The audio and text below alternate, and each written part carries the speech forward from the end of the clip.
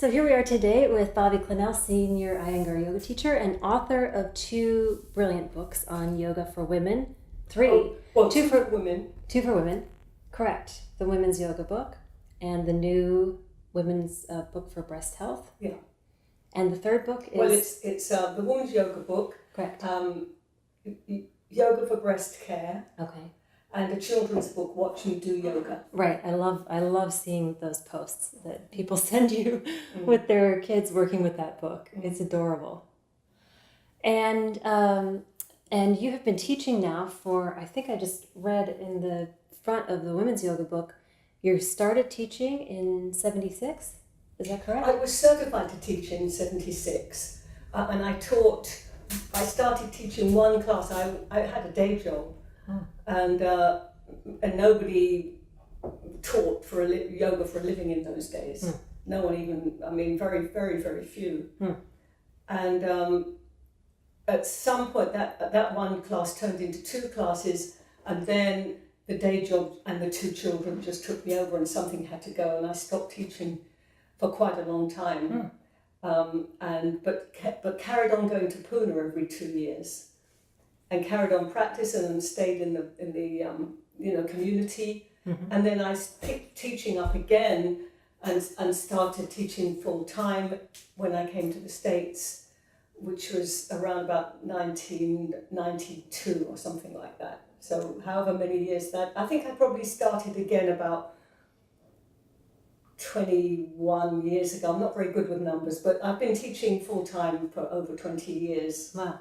Again in the second time around. And when you were not teaching, did you miss that aspect of it, or were you happy to just focus on your own practice?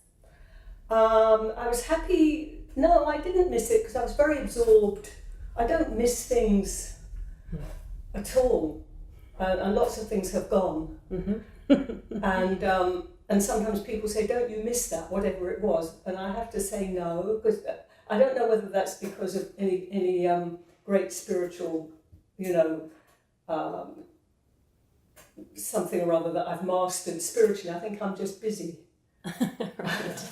Right. So I didn't miss teaching. No. Because you had 2 young children. I had 2 young children and a flat out. I was working as an animator, and that was full of deadlines and challenges. And I'm an artist, so it kept me very absorbed. And it was people were having careers. And if people around me are having careers, I jump right into that and have a career as well. Yes. Okay. So it kept me very busy. Yeah. And so then, if you don't mind, how old were you then when you started teaching full time? What point in your life was that? 50. We came here when I was 50. I'm 73 now. And probably I found the community. The first thing I did when I came here was look for Iyengar, And a lot of the people I knew, because I'd met them in Pune, the American community I'd already, met over the years. And so I found them, started going to classes, and then when the Iyengar Yoga Institute opened, because it wasn't open they didn't have one when I first came, and don't ask me what year that was, but they got a building, and that was it. I started teaching then, and I must have been, I don't know, maybe 52 or something when I started teaching again. That's something that, not to hone in on that, but that is something that definitely that initially attracted me to the Iyengar practice, is I noticed the vitality and youthfulness of the teachers who had been practicing for some time. And you talk about this a bit in the women's yoga book in the intro, but it seems to be a practice that supports the whole woman. And the whole span of her life, the phases that we go through. Yeah. In a way that I've seen other practices, people having to adjust or cut back or having injuries. Or oftentimes they just leave it. They leave it. You see that a lot. And why do you think that is?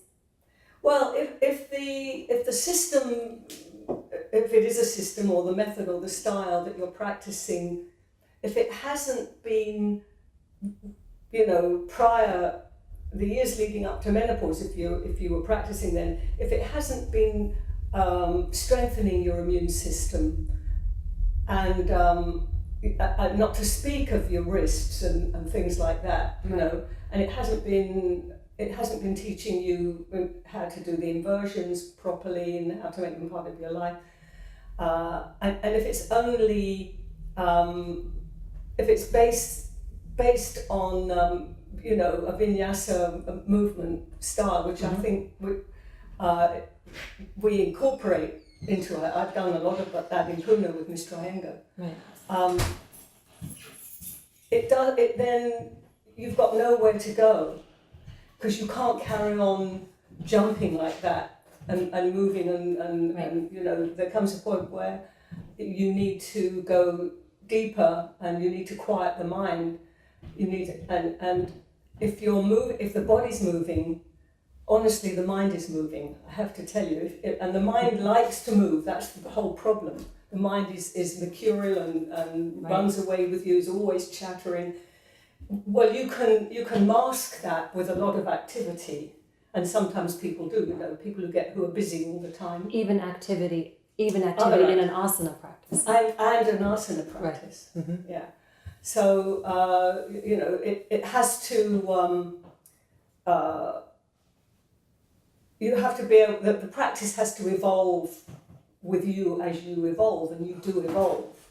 When you get older, you're evolving. You're growing. There's a lot of wisdom there. Right. Ready to be tapped. So let's back up. I want to get to that because that's really interesting. But just to back up a little bit, you say that in your book that you said that a friend of yours said, come to this yoga practice. That's how you got turned on to it. Mm-hmm. And had you had any previous exposure to the philosophy of yoga or anything to do with yoga before you went to your first class? Well, only that in those days, yoga was, or at least Indian culture was in the air. And so if you were young in the 60s and 70s, right, then you couldn't miss. I was very intrigued by India. Friends of mine were coming back from India. They'd been to see the mother. They had film footage of the mother. right. They told me about Aurobindo. They bought me books on tantric art. Other, people were doing macrobiotic food, which was from another part of the world, but it was brought another dimension to the way that you ate. So a lot Especially of things. in England, I imagine. Well, in England, where we just ate roast beef and very heavily boiled cabbage, Right. And then if you were modern in England, you were probably eating frozen fish fingers because food suddenly became. So I'm going off at some tangent here, but that was your. Before food started to change, then you were eating frozen food. That was the groovy. That was the hip thing to eat. Right. Anyway, I've jumped off, but the Beatles had gone to India. The Maharishi was around. A lot of the mainstream film industry was bringing out films which which were talking about other things. It was a big change. It was a big shift from the 50s. Right. That's for sure. So yoga, and then of course, if the party had to end at some point. There was this big party going on, and then and yoga was a way of coming off marijuana. I used to smoke a little bit of marijuana, so I can't say I was like a heavy, I wasn't a junkie or something. But so yoga was a great way to harness. It was an exotic, foreign-sounding thing. You weren't going to just jump cold turkey out of the party and back into life as it used to be. So you had yoga to bridge that. That's kind of how it felt at the time. Of course, it's much deeper than that. But that was enough to bring the interest in. Yes. To let's see what other kinds of exploration of consciousness and ideas we can do. Yes. And so you went to this class. Do you remember what hooked you? besides the ropes on the wall? Oh, well, we didn't have ropes. In those days, the yoga was taught in,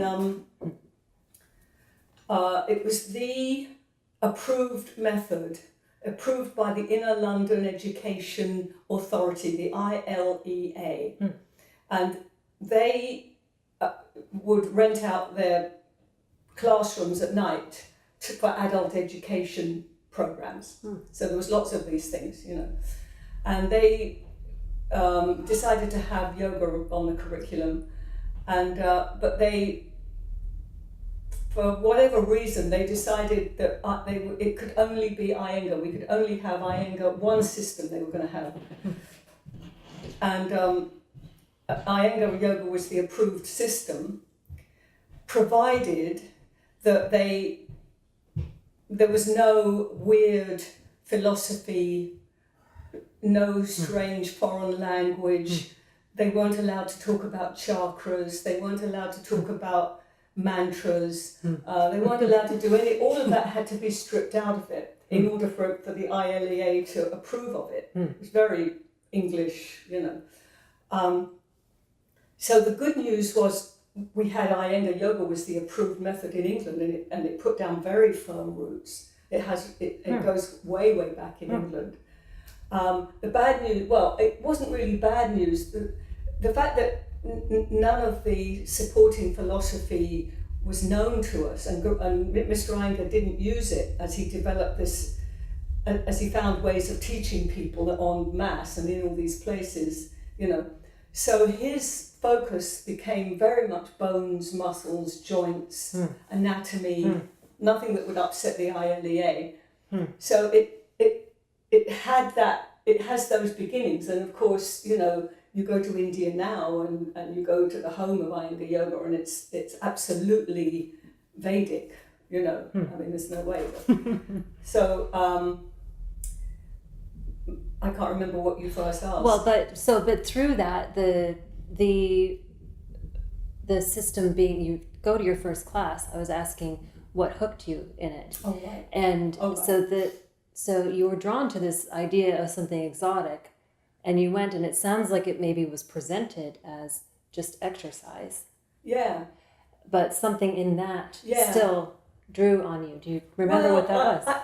I only remember my first class was actually in a church hall. Somebody I know who became a friend was teaching in this church hall. It just resonated.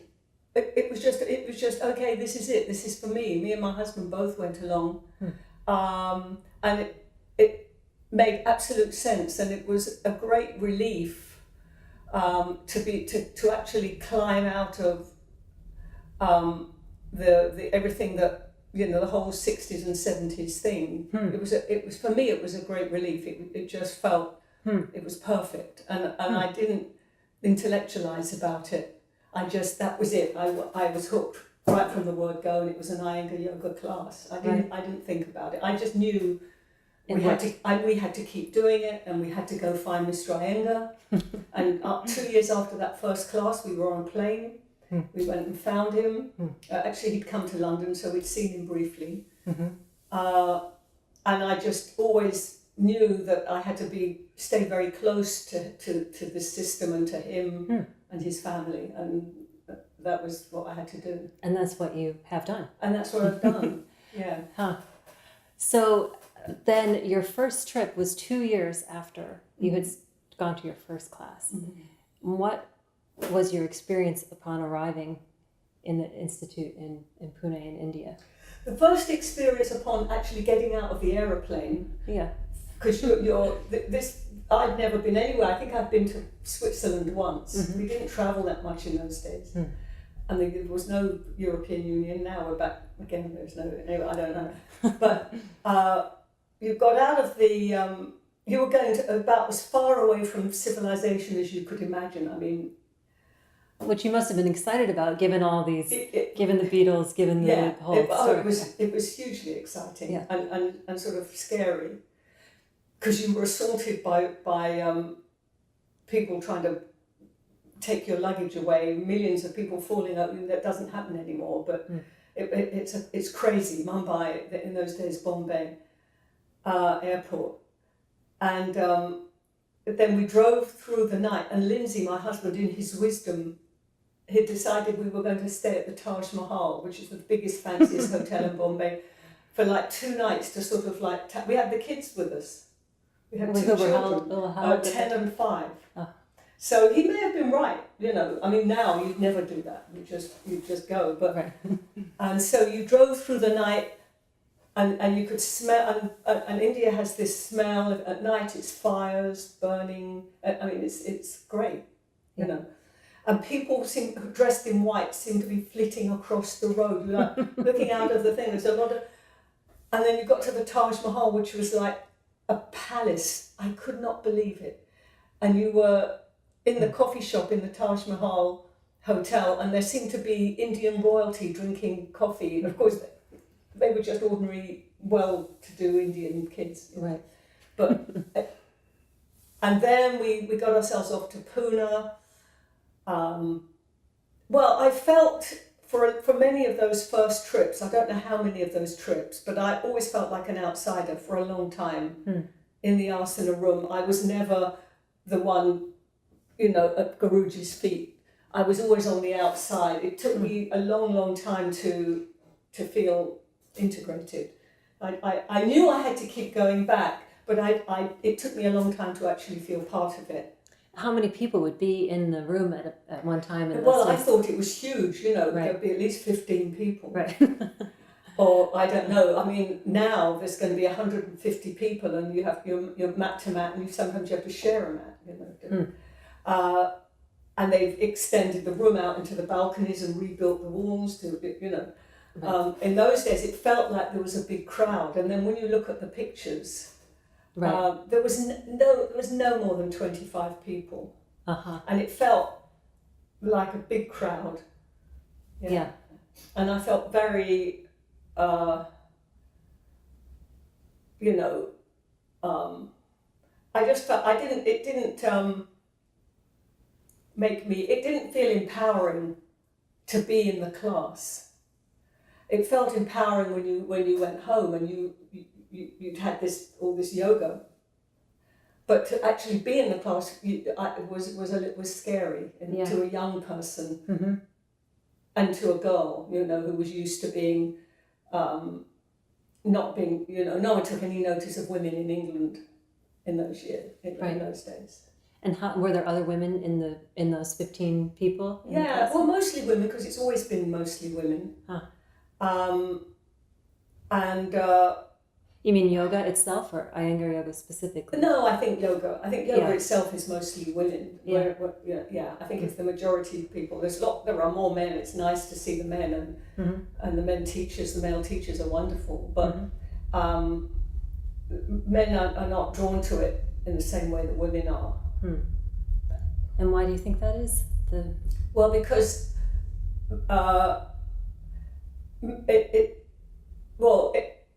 yoga would like you to have some flexibility, or at least you're working towards mobility, flexibility, and if you're a little mobile and a little flexible to begin with, it really helps. Right. If you feel like you're just doing it wrong, you're going to run out of patience, and your ego, men having very fragile egos, right, get, you know, tweaked in yoga classes. Right. Because they've got tight hamstrings. Naturally. Yes, that's how they're born, you know. Built, yeah. And that's how they're built. So they don't do very well with that. And it takes a skillful teacher to keep them encouraged and interested. They do have the strength that we wish we had. And strength in Iyengar yoga, strength is something that we start to develop immediately, actually. So the guys have the strength, and maybe they're just not naturally drawn towards those kind of meditative practices. Don't want to sound but so many of these teachers, like Mr. Iyengar himself, are men. So the lineage is passed down that way. Yes, no, that's right. To the women. So it's interesting. That those things. No, it used to be the Brahmin priesthood. Who who taught yoga, Right. Krishnamacharya, the famous Krishnamacharya, Mr. Iyengar's teacher, and he was teaching royalty and soldiers and young men. There were some women, but it was definitely a male preserve, and it was actually, I think Krishnamacharya himself started to develop a practice so that women, I think he began to draw women in and understood that they were different, or they had a different physiology, you know. And then Mr. Iyengar really ran with that idea, and then Geeta picked up she carried on his work, Right. and wrote Gem for Women. Right, which I also have a copy of. Yeah. So do you think Geeta Iyengar is Mr. Iyengar's daughter? Yes. Did he have more than one daughter? No. Oh yeah, he's got 5 children. Oh, he's 5 children. And 4 of them are girls. Women, yeah. So that probably was a great inspiration to Yeah. pass on his legacy. Yes. In a way, and has translated then for so many people. Yes. Yeah. So I'm curious then, when in this process this became the Vedic, the spiritual principles, all these principles started to unearth for you. If it was presented in this physical way, when did that start to open up for you? Did that? Well, were you open? You must have been open to that to begin with, but. Yeah, because otherwise I'd have taken up something else. Right. I mean, I would have gone to some tennis or dance or something. Right. No, I've always been. My family, apparently, although I was unaware of it, but my family, I have family who go way back into Indian, who were living in India, like a lot of English families, a lot of Brits were out there, generally colonising the Indians.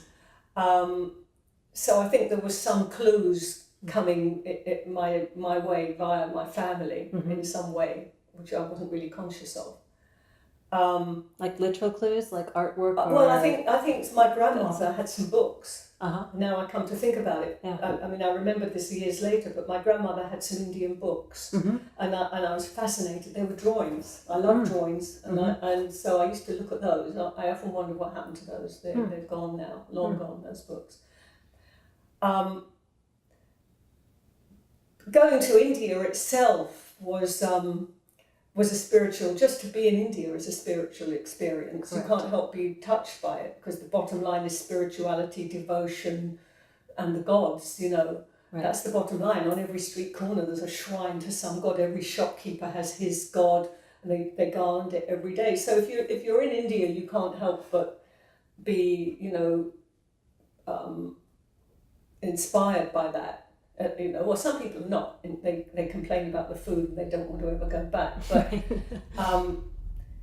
so India, and then the way that even though in the classes it was a very disciplined situation, Mr. Iyengar is hugely charismatic, and poetic. So his disciplining, his knowledge of the body was delivered with this charisma and charm and intelligence. So the man himself was inspiring, and he was obviously a spiritual being. I mean, even though you didn't think about that at that young age, but he was. I mean, right. Even though what he was talking about was muscles, bones, joints, mobility, strength, asana, But then at some point his teaching started to change, because I wish I could tell you that I'd invented some of this stuff, but I've been really we don't really have devotees of Guruji, but I've definitely followed his lead, and Geeta and Prashant, the brother. And his teaching started to change about the time I picked up teaching again. About the time I came to America, he taught a workshop in India, which was for teachers, and it was to do with the elements. It was to do with the 5 elements. Everything was based on the 5 elements. and you can't teach that without understanding the nature of the subtle body. He was really talking about the subtle body, and we'd never heard that before.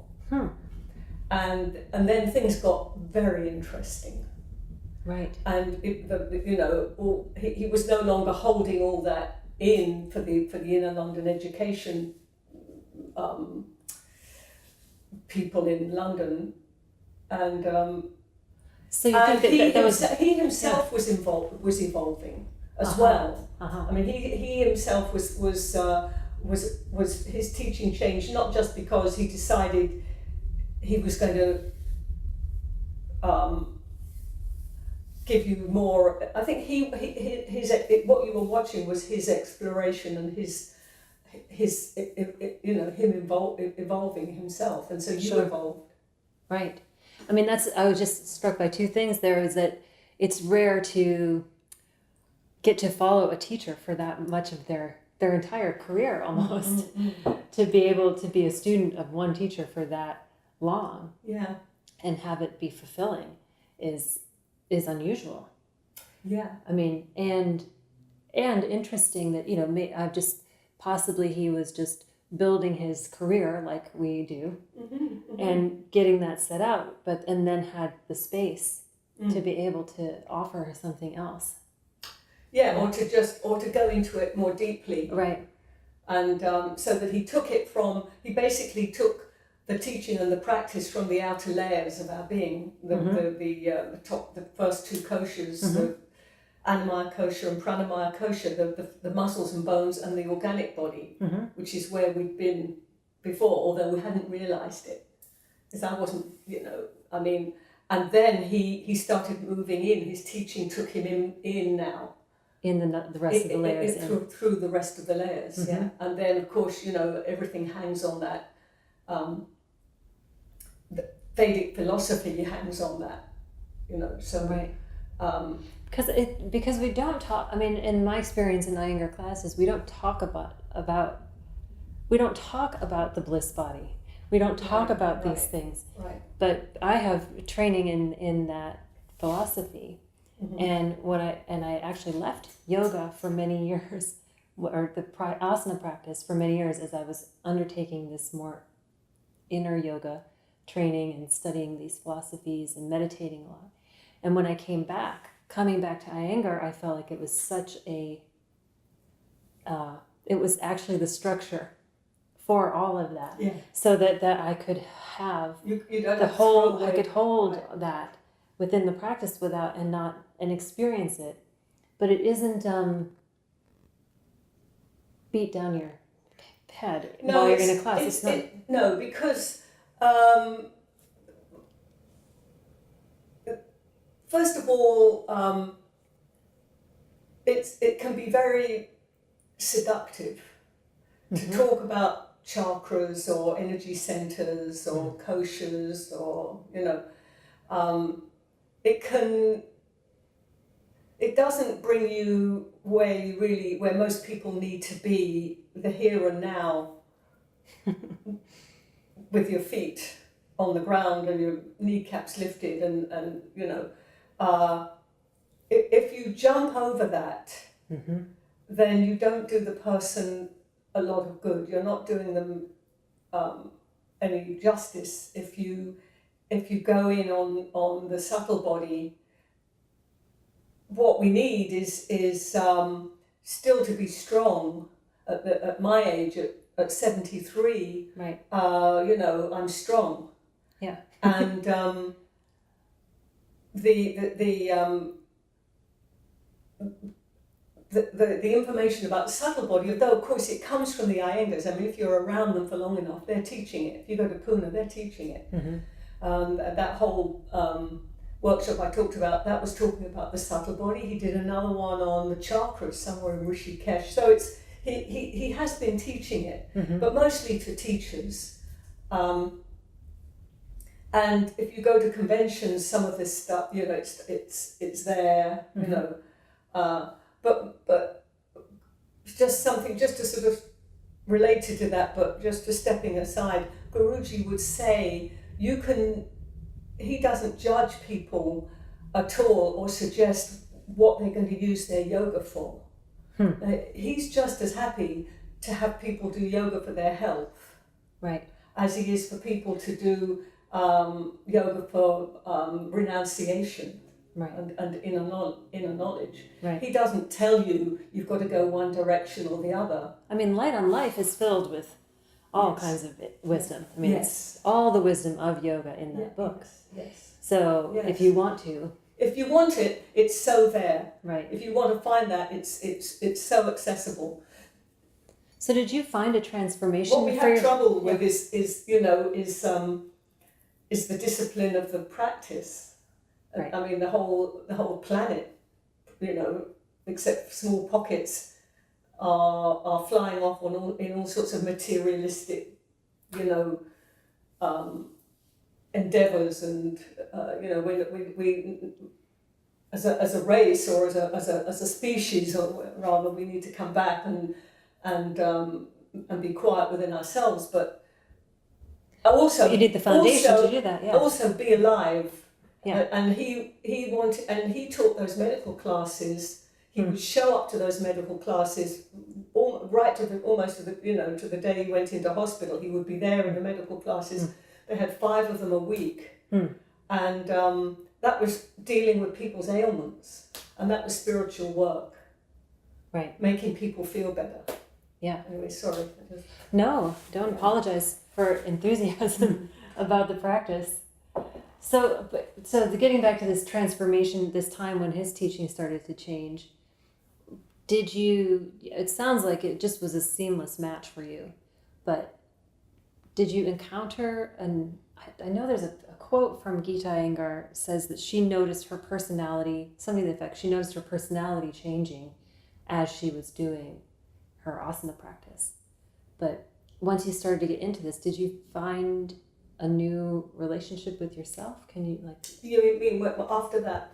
Yeah, in that time whenever it happened. It also coincided with the fact that I'd come back to teaching, so right. A lot of things changed. Mm-hmm. Because before that I hadn't been teaching. My practice had been for a different agenda. Although I always thought one day I was going to teach anyway, I always had that long-term view, one day I'll be teaching. Mm-hmm. So it was a great time of transformation for me, and it was actually more to do with transition. It was a tremendous transitional time, moving from one country to another, coming here, and deciding I was going to stop doing what I was doing, and I was going to do teaching full time, and then settling into it wasn't settling into a new life. I wish it was as gentle as settling in. It was like quite a struggle for me,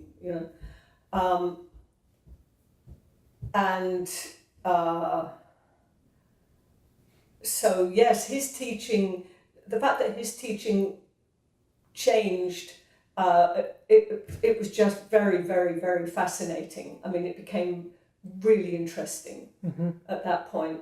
And then what I had to do then was a period of really closing down and teaching myself how to teach, because I had certification, but I hadn't used it. And if you want to teach, you have to go and teach, and I hadn't really done that. So the first 10 years of being in America, I didn't listen to pop music. Now I don't anyway, but I didn't. It was just I had to keep the blinkers on, and I really had to absolutely focus on Mr. Iyengar's teachings, and I'm doing that anyway now. I mean, continuing to do that. Yeah.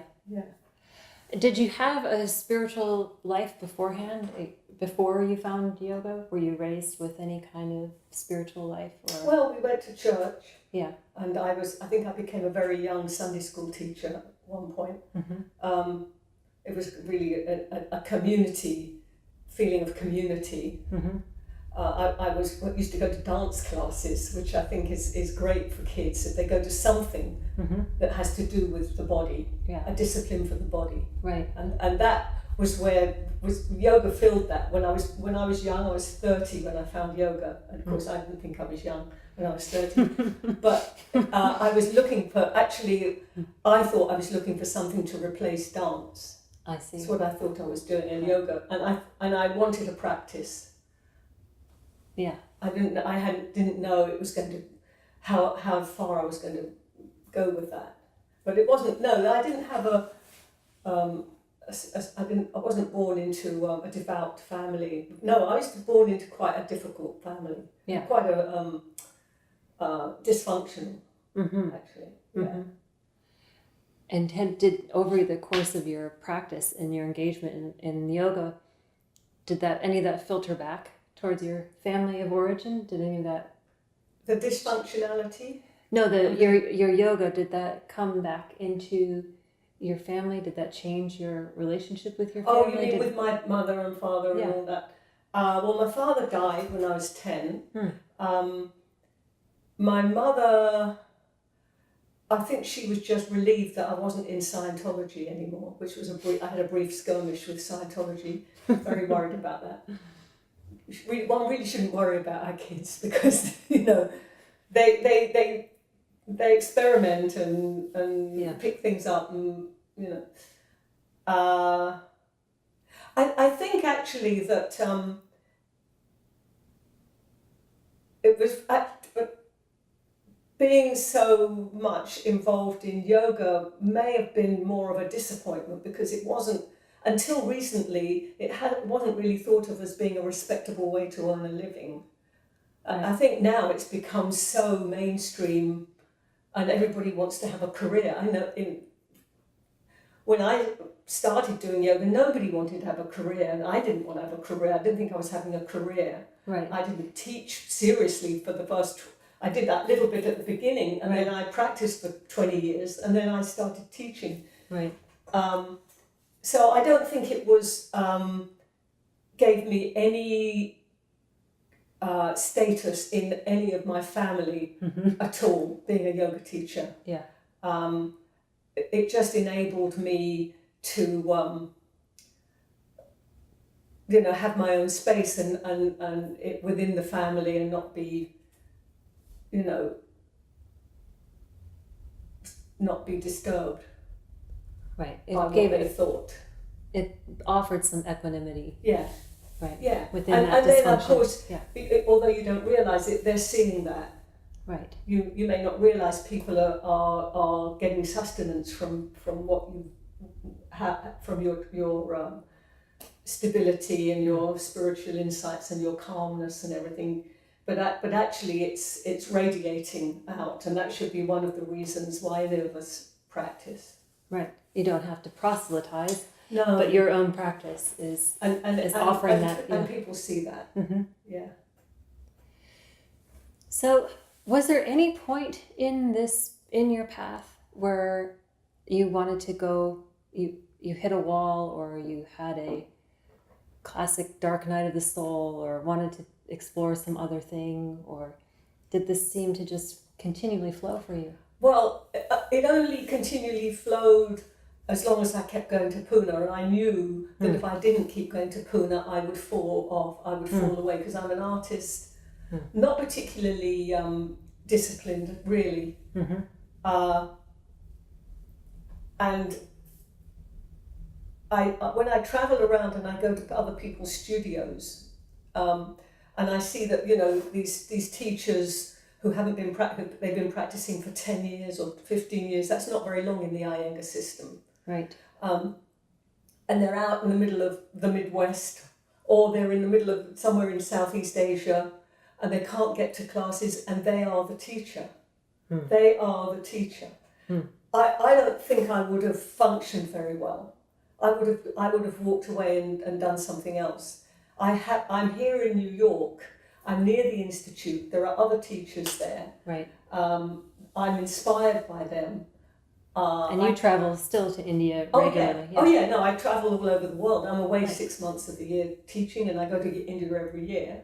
And if there's a good workshop at the Institute, or I'm still a student, Right. And I have to stay. I like to stay close to the action because it's like it holds me. I don't know. I think it may be now, but for a long time, I don't think I'd have been strong enough on my own to have carried on to be one of those people doing my own practicing, running a studio. I don't know. I'm full of admiration for mostly women who are doing that. Right. And it's not to say they don't go. They go to India. Right. But having that song, so you basically created a safety net. You didn't have to go through a period because you kept your community. I didn't have any. Well, and also, you know, I don't know how many choices how many choices do you really make in life that are really choices? I mean, in America we talk about having choices, but I think we have a destiny, which sometimes we don't understand what it is and we never find it, and maybe we'll have to wait for another life. But we have our dharma, and you have actually limited choices. Although in the West we're lucky because, you know, most people have much less. You know, they have less choices, you know, in that way. And now I can't remember what you asked me. Sorry. That's okay. That's all right. Well, we were just talking about the idea of a dark night of a soul, or like, you know, you were talking about choice. Yeah. That maybe wasn't part of your destiny to begin with, and the choice that was within you was to stay supported. You knew to stay supported. I decided to stay supported. Yeah. And I think I was always meant to be what I'm doing. Right. And it can take this long to start to be. I would wish for everyone that they get to a point where they become who they're meant to be, and I think it sometimes can. You don't know at what point in your life that's going to happen, you know. But and I think it's dharma, and I think I just got wafted along. I don't know whether I made choices or not. I can't tell how much of it was choices, right, or how much circumstances just said, Bobby, you're going this way. Because I'm an artist, so sometimes I think, well, maybe I could have become a fine artist. There were times when I thought I would do that. And it never really happened. Or maybe more likely I would become some sort of illustrator, like a fashion illustrator or a children's book illustrator. I have a very strong drive to do with drawing. It's super strong. Right. And I never really did that. And I can't say it was because I didn't try. I don't think that the real interest wasn't there. Actually, when you actually look at it, it comes from you.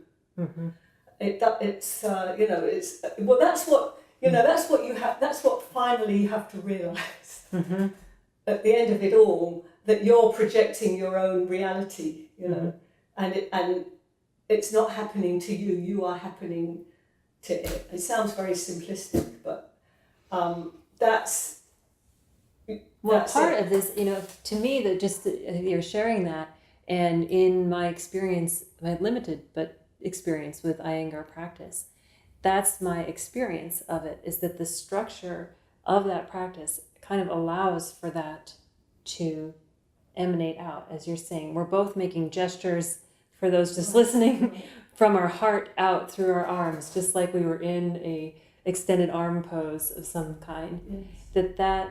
That structure is there, and the discipline is there, that then whatever that dharma is can kind of flow. Yeah. And so that's what really, I mean, it really fascinates me, because I'm really into the philosophy and the Kundalini experience and all of these things. But I love how the structure of the pose really creates that experience as well, even if you're not digesting it intellectually. It's not at odds with it. Correct. It supports it. Right. It's definitely supportive of it. Yeah. And you know, and Mr. Iyengar would say, this is, you don't have to be born in India. You don't have to be a Hindu to be doing yoga, and he has followers. He has Muslim followers. Of course, in India, it's full of they welcome all religions, you know. Although they've had their problems, but you know, he has people from all over the world, and you know, a strong Jewish following. There was a very famous Jain teacher there, one of their big teachers. So he never made any distinctions about what people believed, and he never tried to change what people believed, and that's why I think the philosophy is there for you to find it. It's absolutely there, and I don't think Vedic philosophy is at odds with any other philosophy. No, not really. Ultimately. No, Yeah. ultimately, no. All right, so just to shift gears quickly, your book, your most recent book, what's the title? Breast Health? Oh, Yoga for Breast Care. Yoga for Breast Care.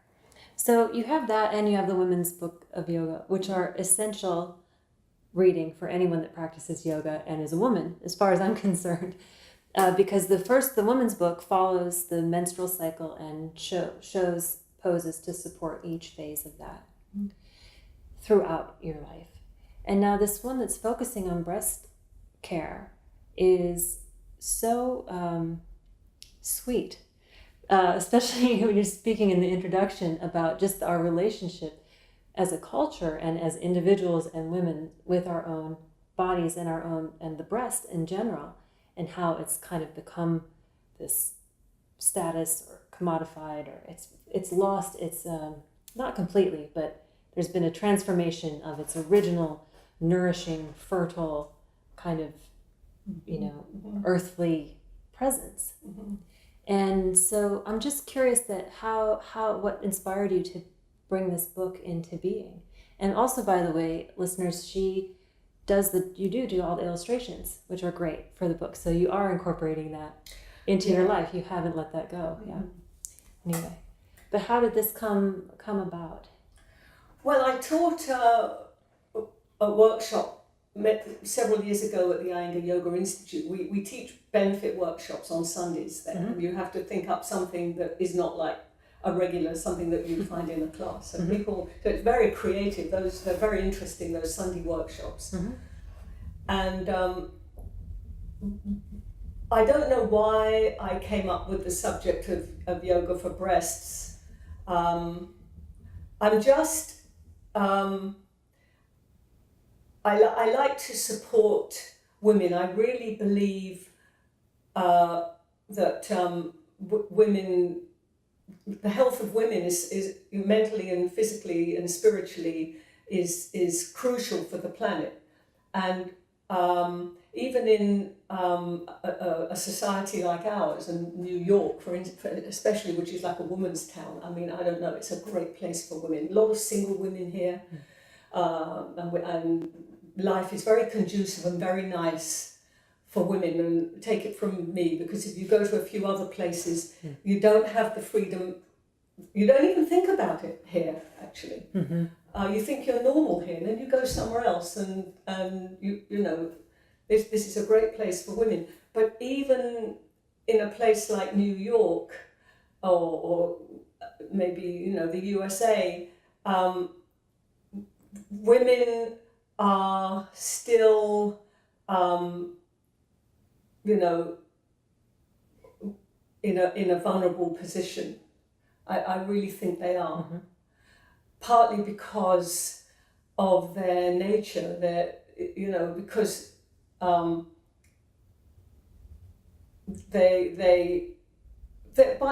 different. Men and women are different, and women have to, the yoga, of course,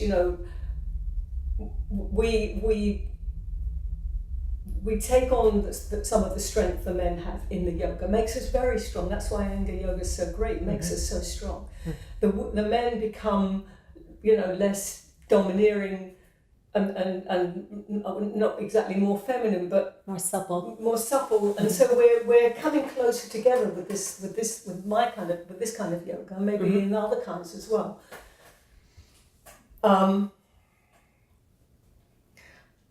But nevertheless,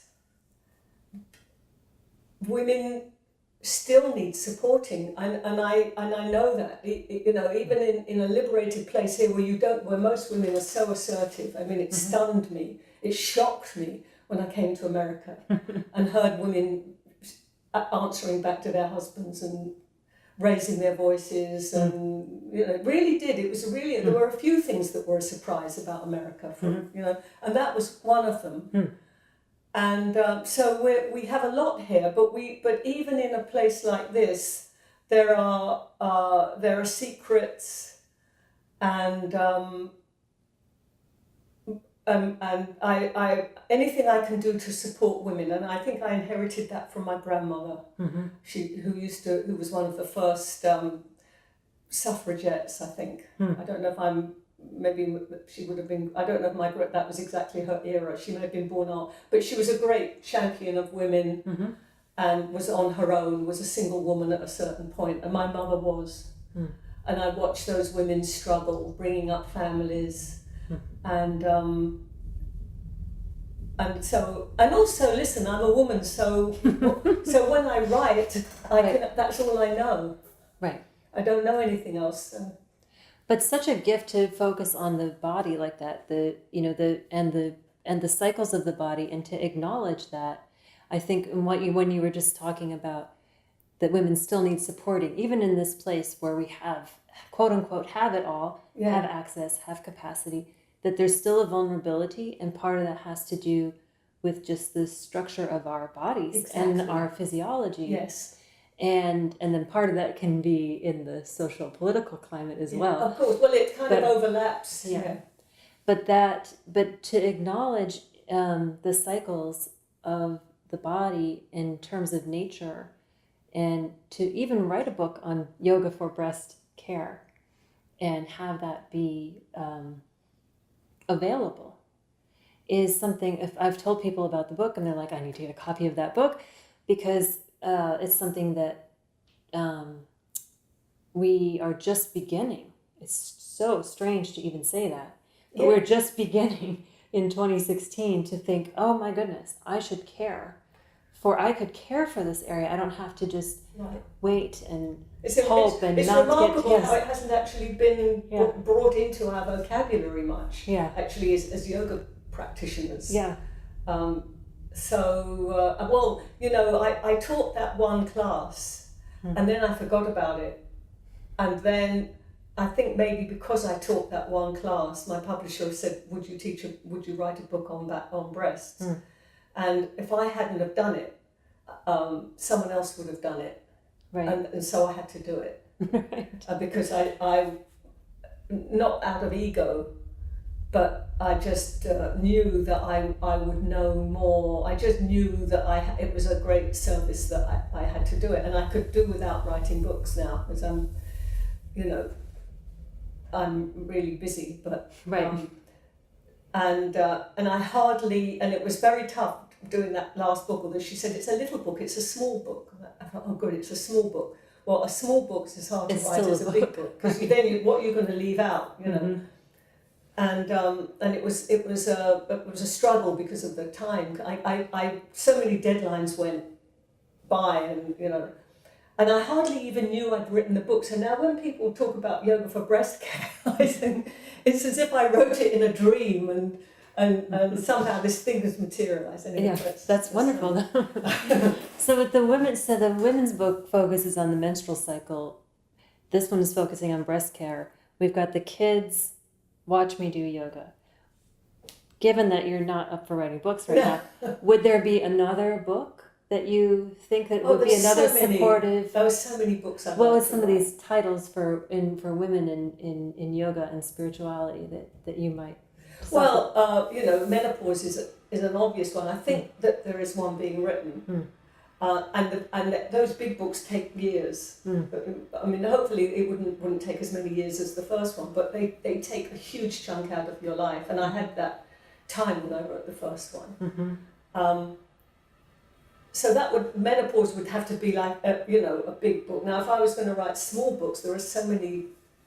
I'd like to. I had a manual that I did once which somebody sells, which I just run down to the photocopiers and make a bunch of them, called the Cosmic Body Map.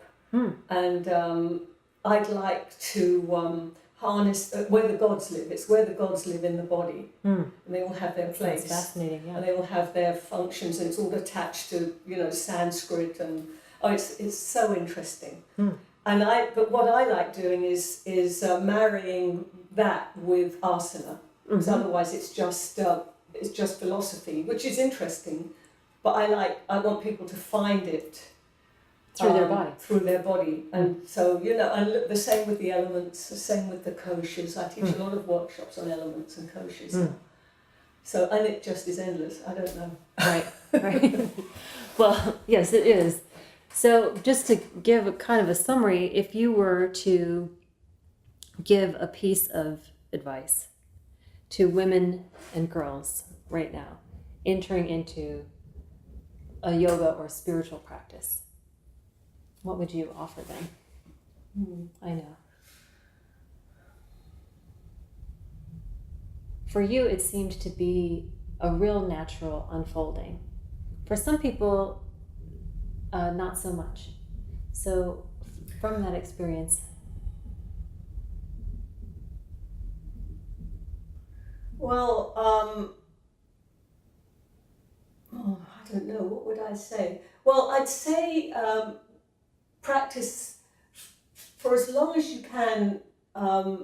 Give yourself the luxury of exploring the subject, however, for whatever form it's going to take, for its own sake and for your sake. Because I see an awful lot of people who want to be teachers, and they've been doing yoga for a year, or you get these very quick courses, 200 hours or something, and they're thrown into the, they're exploited as far as I can see. But this is very practical knowledge answer I'm giving you.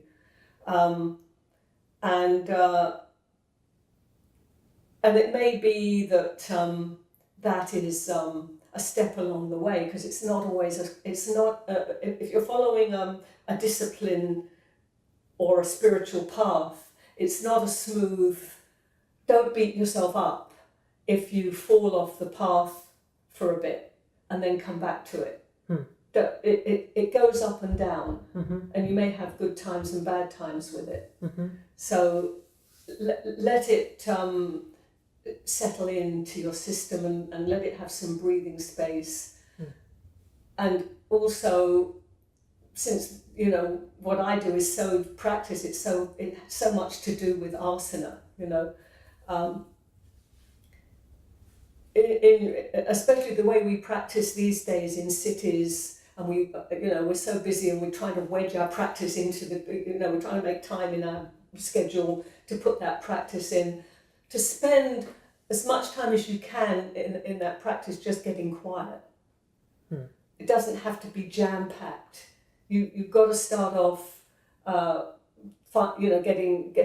making some space. It may be half your practice, I don't know.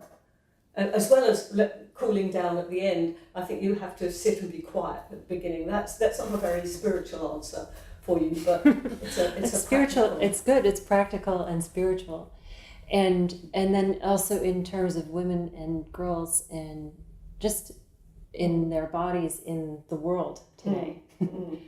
From a woman who's in her body a lot and sharing with them, what do you see around, because you do travel the globe seeing different women around the world, what is the through line through that? What is the thing that you find yourself saying over and over again to women around the globe? Well, there's a lot, we have a lot to do, actually. Women are more and more responsibility is put on women now with our freedoms. Not actually, we don't all have these freedoms, but with whatever freedoms we've got, many women don't have these freedoms, comes this huge responsibility, and then what I see is women being leaned on, actually, because we have strength, we have tremendous strength. Inner strength, and don't let that get exploited. And how do you not let that get exploited? Well, don't get tired. This is, again, I'm super practical in my answers. This is excellent. You know, that's good. but don't get because your strength, that women's strength, comes from not from just being from working too hard, and many of us do work too hard. It comes from setting time in our day to be quiet, or whatever it is your practice is,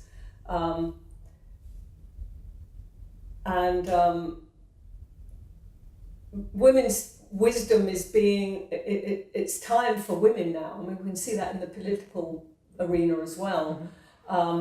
That this is required. It's come about. It was probably written already that this would happen. You know, and so our wisdom is being sought after. Even the Queen of England gave a speech, which she never does. Right. You know, the other day I read she gave this semi-political speech, but it was mostly about, you know, a non-warlike kind of talk that she gave about, we need to be together, we don't need to be pulling ourselves apart. And this really? she never does that. Huh. See if you can Google that. It was amazing. Last year? Or? No, the other day. Oh. And normally she gives the Queen's speech, and it's just ridiculous, you know, what she... Yeah. You know, because I'm English, so you know.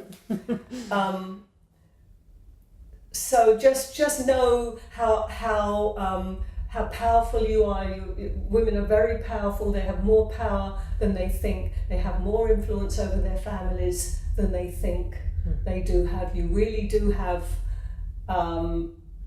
power, and women tend to not misuse it. I hope I'm not.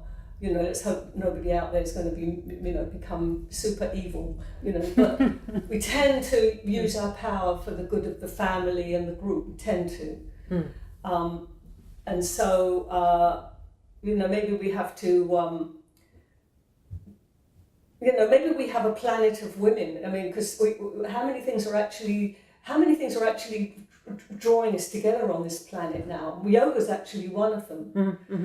A lot of things is pulling us apart, or some of the old things that used to be, planetary movements are no longer, like the old Communist Party. But that's not my game. But someone said that to me, remarked that to me the other day.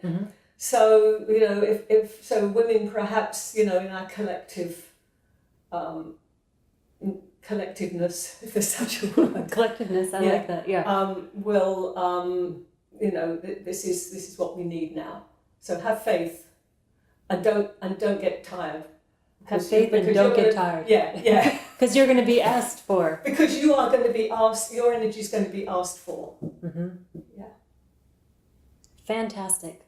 Well, I think that does it for us today. Thank you so much. It was wonderful to talk with you. And just to remind you, there is the Women's Book of Yoga. Well, the Women's Yoga Book. Sorry, the Women's Yoga Book. And Yoga for Breast Care. And the kids' book, Watch Me Do Yoga. Yeah.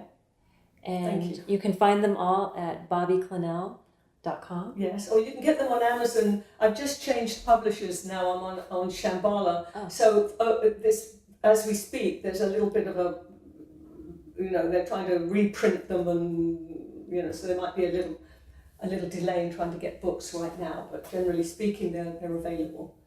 You can get them also on Amazon, and you can also check Bobby's website for one of her many workshops around the globe and the country, or find her here in New York and Brooklyn at the Iyengar Yoga Institutes. Thank you. Thanks so much. Thank you so much. Thank you.